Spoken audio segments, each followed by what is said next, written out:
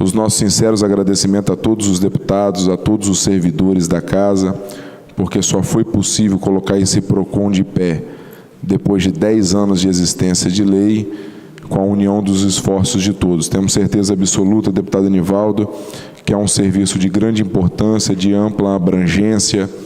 Haja vista também que a DECOM, que é a Delegacia do Consumidor, será instalada anexo ao PROCON, então nós teremos o serviço de reclamação, nós teremos o serviço de notificação dos estabelecimentos, mas nós também teremos um serviço robusto de que, se necessário for, se identificado for o crime, a ilicitude, né, a configuração de crime e ferindo os direitos dos consumidores capixabas, a delegacia então passará a contar com o delegado, com o escrivão, com toda a estrutura da Polícia Civil dentro da Assembleia Legislativa para a abertura de inquéritos, enfim, de processos e aí por diante. Então o PROCON, ele chega com uma roupagem nova, porque além das questões corriqueiras, que é as questões práticas de reclamação e de notificações, nós temos a Delegacia do Consumidor acoplada e vamos então seguir ao próximo passo, que é a gente poder oferecer ao capixaba, retirar identidade, CPF, enfim, como o Enivaldo falou, colocando então a Assembleia como um grande complexo de serviço prestado à população, saindo um pouco só da parte legislativa e colocando a Assembleia como um prestador de serviço. Então a Assembleia passa a contar com banco, a Assembleia passa a contar com restaurante, a Assembleia passa a contar com PROCON, com Delegacia do Consumidor, se Deus quiser, o próximo passo agora passará a contar também, dando ao cidadão capixaba a oportunidade de retirar os seus documentos pessoais dentro deste poder. Em breve, a Assembleia vai prestar conta do relatório da administração desse ano 2017 da mesa diretora presidida pelo deputado Éric. E nós, com certeza, ao apresentarmos esse relatório antes do recesso, vai ser possível mostrar as atividades que foram oportunizadas e as realizações que foi feita pela administração. Ontem, a Assembleia experimentou um novo acontecimento, que foi a inauguração e a colocação em funcionamento do PROCON.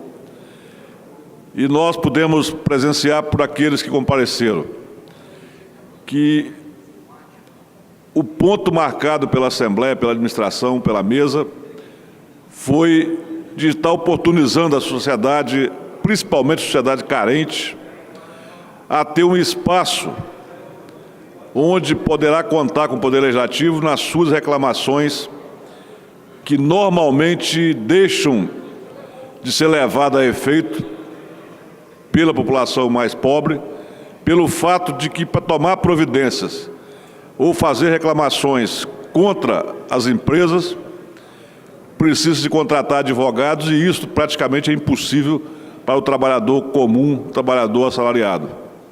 E a Assembleia está oferecendo essa oportunidade para que todos possam procurar o PROCON da Assembleia e, através de um fato importantíssimo junto ao PROCON, que o deputado Éric conseguiu administrar com a Polícia Civil e colocar ao lado do PROCON aqui na Assembleia uma delegacia de polícia do consumidor, para respaldar de maneira forte e eficiente as ações do PROCON.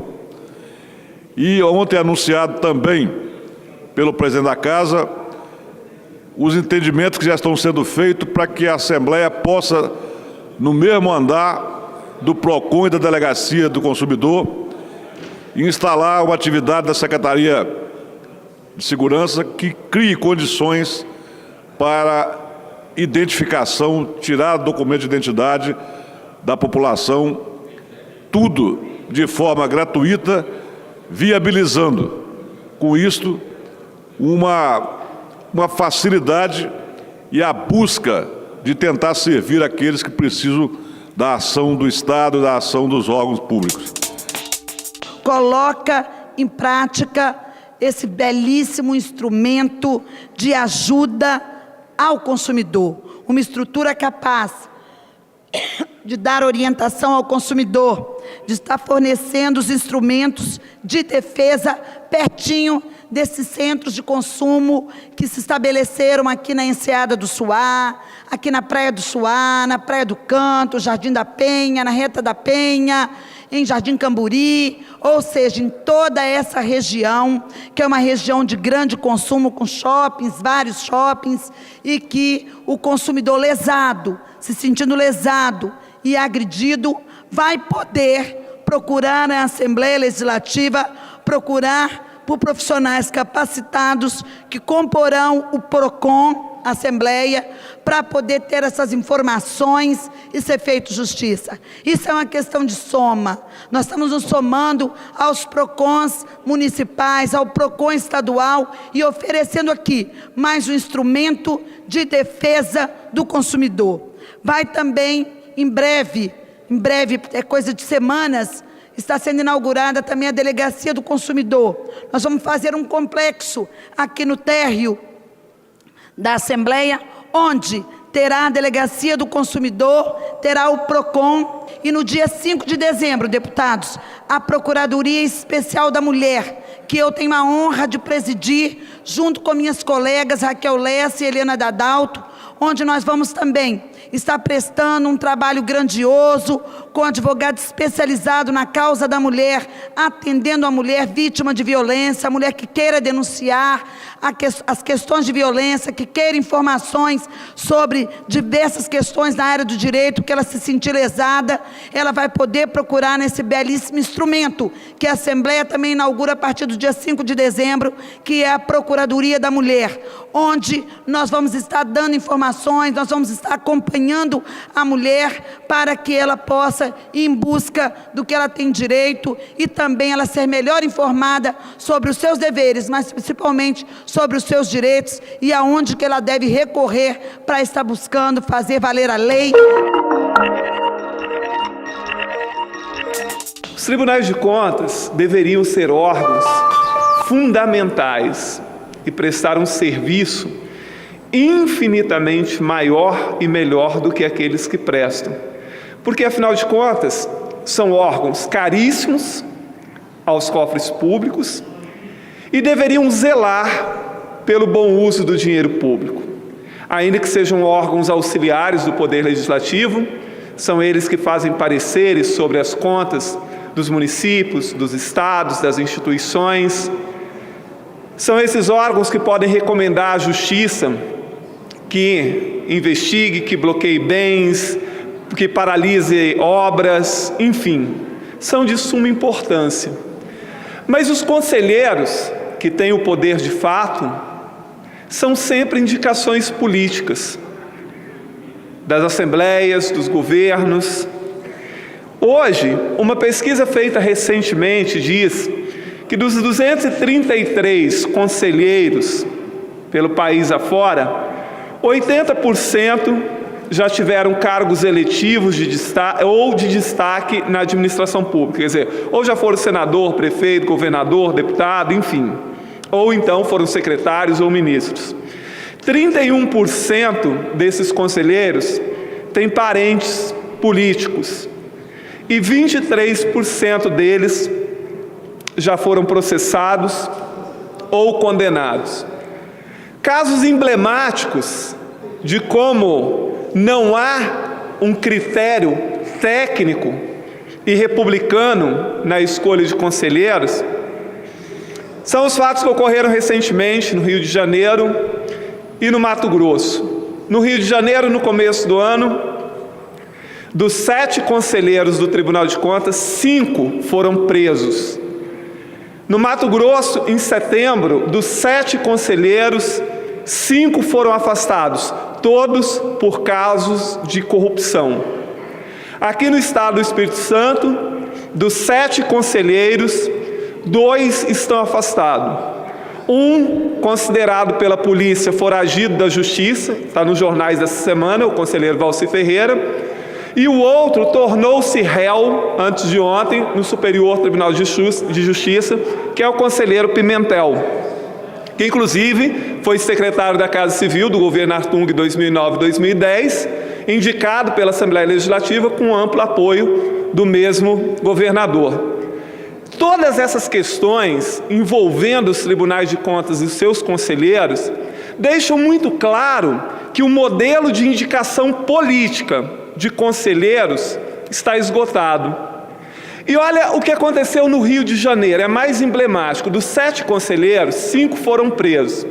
E na semana passada, ainda assim, o governador do Rio tentou nomear alguém envolvido em várias denúncias de corrupção.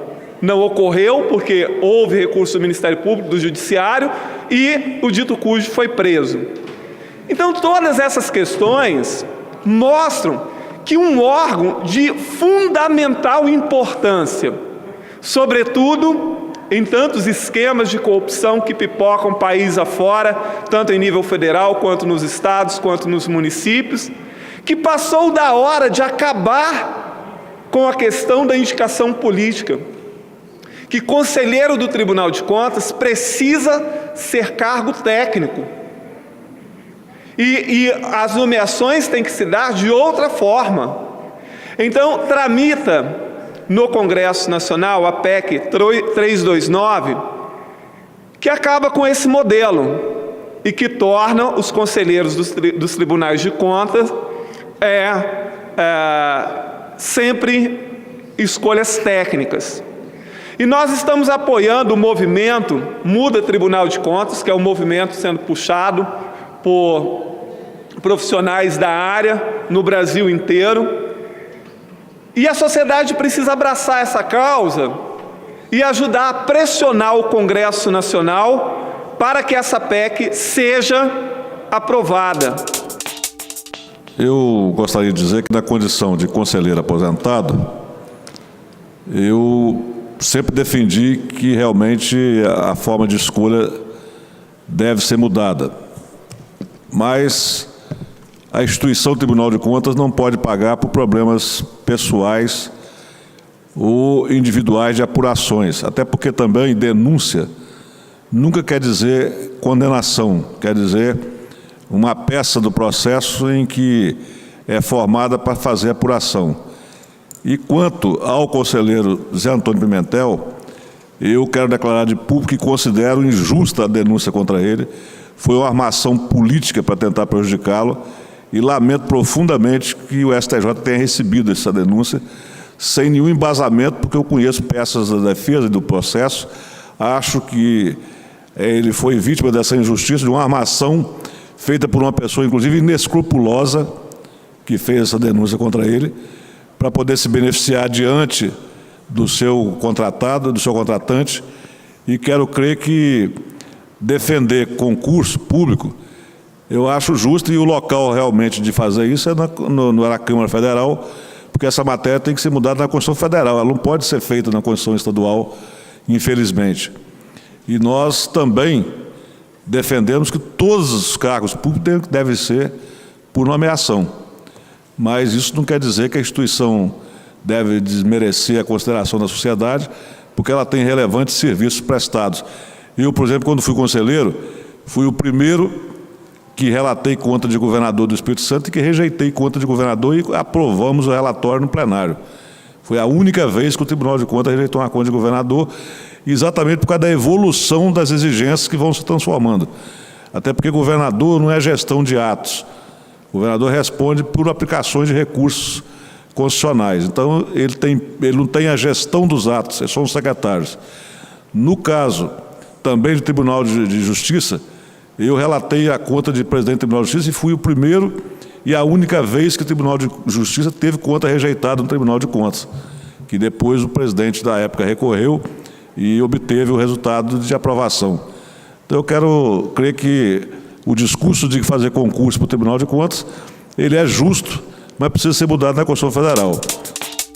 Corroborar as palavras de Vossa Excelência, palavras corajosas, verdadeiras, porque é muito fácil, na onda do denuncismo, na onda de denúncias altamente propagado na imprensa, se omitir ou fazer coro a essas palavras, a denúncias feitas e ter as denúncias como algo verdadeiro, como uma verdade infalível, enquanto nós temos diversos casos no Brasil de pessoas que foram altamente denunciadas, altamente perseguidas, tiveram a sua imagem, a sua moral, a sua história de vida, a sua profissão, a sua função, a sua representatividade altamente atingidas por denúncias que ao final se revelaram como infundadas, injustas. Eu quero aqui falar também hoje sobre uma campanha que começa dos 16 dias de ativismo pelo fim da violência contra as mulheres. A Secretaria do Município da Serra, a Secretaria da Mulher, tem feito um belíssimo trabalho, eu já falei várias vezes aqui, e é bom enfatizar, porque essa campanha dos 16 dias já é um grito contra a violência, que em 1923, 23 mulheres de diferentes países, reunidas pelo Centro de Liderança Global das Mulheres, lançaram a campanha dos 16 dias de ativismo, com o objetivo de promover o debate e denunciar as várias formas de violência contra as mulheres no mundo. Realizada em 25 de novembro a 10 de dezembro, a campanha tem mobilizado pessoas do mundo inteiro que estão comprometidas com a eliminação de todas as formas de violência contra as mulheres. Então é preciso assim que a sociedade ela possa se comprometer juntamente com todas as entidades para que nós possamos tentar no máximo eliminar essa questão da violência contra a mulher. Todas as pessoas têm a responsabilidade de eliminar a violência contra as mulheres e é possível mudar esse cenário. Existem diversas maneiras de se comprometer com essa importante causa, de forma coletiva ou por meio de atitudes individuais. São várias maneiras de violência contra a mulher e que precisa ser combatida todos os dias, e essa violência vem estando à tona porque as mulheres estão tomando coragem de denunciar. Uma indicação que nós fizemos alguns meses atrás ao governo do Estado, preocupado, como sempre, desde que nós entramos na vida pública, nós lutar pela ética, pela moral, pelos bons costumes.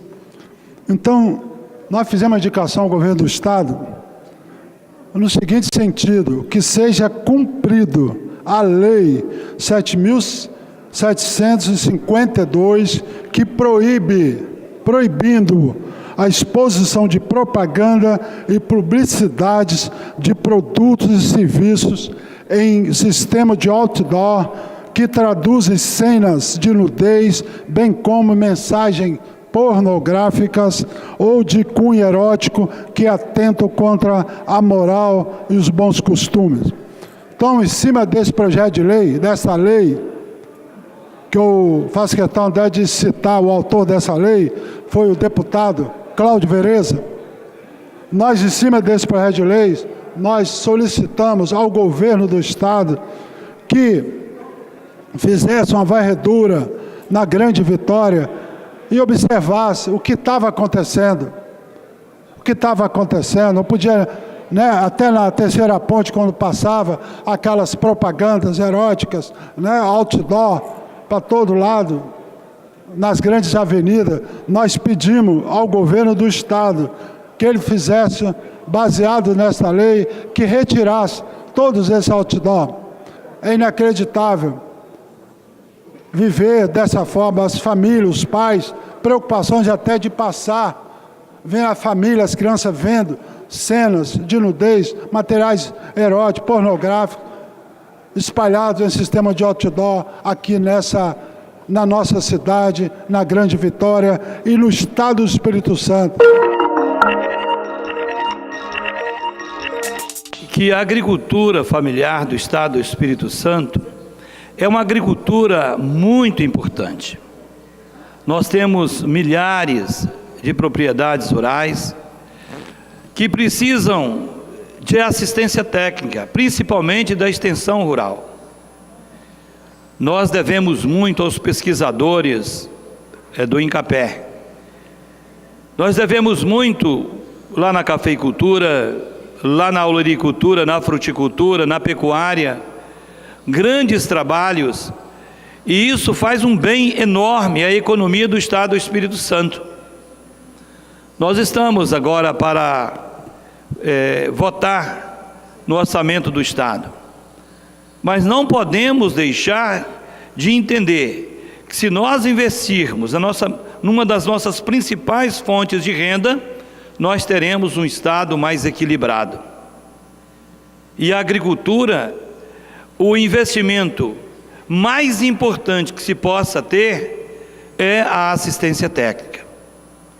Ali naquela associação da Selene, que é uma agricultora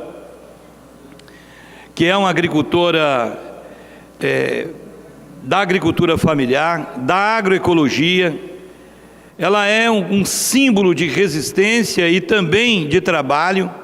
O Jacimar, que é um servidor público do INCAPé, que tem feito um trabalho muito importante, principalmente na pesquisa, em todas as linhas, mas principalmente na olericultura. Isso dá uma segurança enorme àqueles que querem produzir alimento, aqueles que querem colocar na mesa dos capixabas um alimento saudável, um alimento que possa não apenas encher a barriga, mas que possa trazer saúde para o corpo. Mais uma vez queremos parabenizar essa iniciativa da Associação dos Servidores Públicos do INCAPé e, ao mesmo tempo, dizer o que eles disseram. Vamos aproveitar nesse orçamento e vamos olhar esse instituto com bastante sensibilidade e entender que esse instituto faz um bem enorme aos agricultores familiares, principalmente do Estado do Espírito Santo. Projeto de lei, fruto da mensagem 405 de 2017, ele tem por objetivo alterar 3 leis estaduais. A Lei 7.000, que tem 7.000 de 2001, que é a lei do ICMS, que rege o ICMS, a Lei número 2.508 de 1970, com vista de tornar a legislação mais eficiente, sem, contudo, alterar a abrangência do regramento atualmente aplicável ao comércio exterior, e também a legislação 10.370 de 2015. Tentando resumir, senhor presidente, rapidamente, no artigo 1º dessa lei, vem uma mudança na alíquota de ICMS aplicada aos equipamentos que compõem o ativo imobilizado das empresas. Ativo imobilizado é aquele produto que a empresa compra para fazer parte da sua empresa. É um móvel, é um computador, é aquilo que vai fazer parte da sua empresa, que ele, portanto, não venderá. Só que ele detém uma tributação de ICMS sobre ele, que hoje a tributação que está em vigor é de 7%. Porém, ela está inócua, porque nós votamos essa tributação naquele período em que estavam sendo convalidados os benefícios fiscais no governo federal. E a sanção se deu posterior. Acontece que, por conta disso, está valendo a tributação de 17%. Com a tributação de 17%, percebido o Estado do Espírito Santo, deputado Bruno Lamas, que ele vende mais materiais para ativo imobilizado em empresas em outros estados do que compra, nós estamos inviabilizando as empresas fornecedoras capixabas. Então, trazer a alíquota para um patamar que não as inviabilize, e nós estamos trazendo nesse projeto de lei para 12%, por quê? Porque no regulamento de ICMS dos estados do Sudeste, o crédito em relação de compra de outros estados, ela é de 12%. Então, isso vai fazer com que nós tenhamos o mesmo patamar de competitividade na hora de vender que as outras empresas. Então, essa é uma mudança na alíquota de ICMS.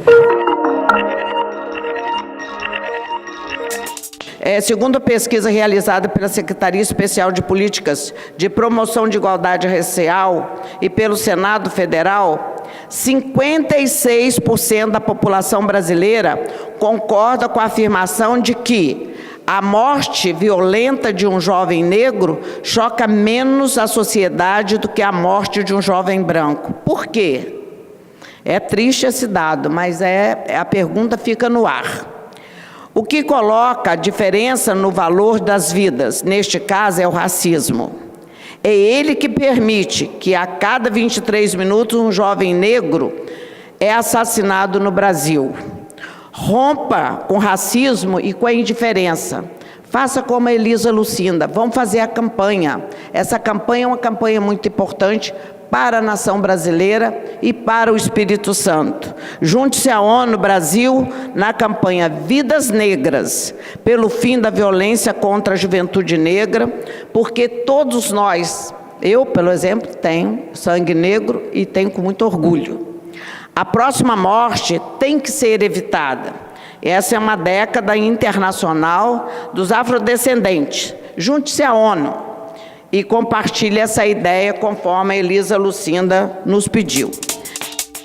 Mas faço aqui também uma deferência muito especial ao Dia Nacional da Consciência Negra, celebrado no dia 20 de novembro.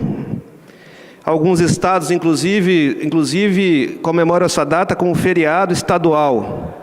E mais 1000 cidades do nosso país hoje estão também priorizando essa atenção, essa reflexão sobre esse déficit, sobre esse compromisso que todos nós brasileiros temos que ter, e essa consciência que nós temos que ter, essa consciência negra. Parece, deputado Teodorico Ferraz, deputado Freitas, um assunto antigo, superado, parece que está tudo resolvido nessa nação, mas só parece. Eu fico feliz, inclusive, em ver essa exposição aqui, linda, parabenizar o autor aqui na entrada do plenário, porque realmente só parece. Nós temos que mudar e muito a consciência dos brasileiros. Isso se faz com educação, isso se faz com inclusão, isso se faz com boas reflexões, não se faz só através de leis.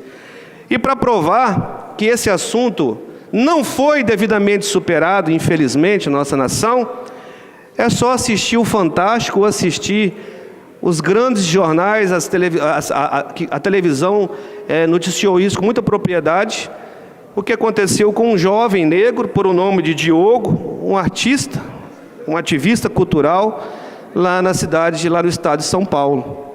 Fugindo de um assalto, foi buscar socorro dentro de um terminal rodoviário, fez o apelo aos seguranças locais e, ao invés de ser tratado como vítima, foi tratado como bandido.